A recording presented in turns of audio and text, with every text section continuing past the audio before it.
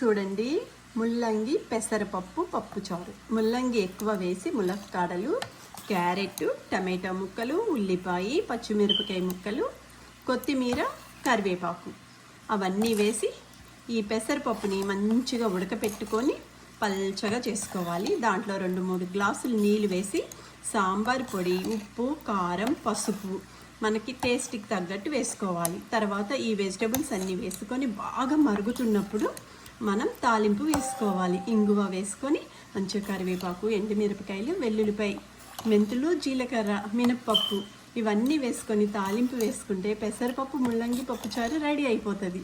చూడండి, ములక్కాడలు వేసాను, మళ్ళీ టమాటో వేసాను, క్యారెట్ వేసాను, ఉల్లిపాయ ముక్కలు, పచ్చిమిరపకాయలు. ఇప్పుడు ఇది మరిగాక తాలింపు వేసి మళ్ళీ మీకు చూపిస్తాను. పెసరపప్పు ముల్లంగి పప్పుచారు రుచి రుచిగా.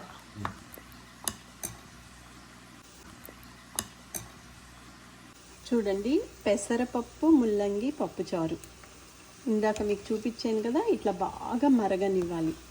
మరిగిపోయాక మనం తాలింపు వేసుకోవడమే. ఇప్పుడు తాలింపు వేస్తాను. చూడండి ఎంత రుచిగా ఉంది పెసరపప్పు ముల్లంగి పప్పుచారు. ఇప్పుడు తాలింపు వేసి మీకు చూపిస్తాను. చూడండి, పెసరపప్పు ముల్లంగి పప్పుచారు రెడీ అయిపోయింది. ఇప్పుడు నేను తాలింపు వేస్తున్నాను. ఈ తాలింపులో ఏం వేస్తానంటే వెల్లుల్లిపాయ, ఆవాలు, జీలకర్ర, మెంతులు, కొంచెం ఇంగువ, కరివేపాకు. చూడండి, ఇప్పుడు తాలింపు వేస్తున్నాను. రుచి రుచిగా ముల్లంగి పెసరపప్పుతో చేసిన పప్పుచారు రెడీ. ఎంత బాగుందో చూడండి.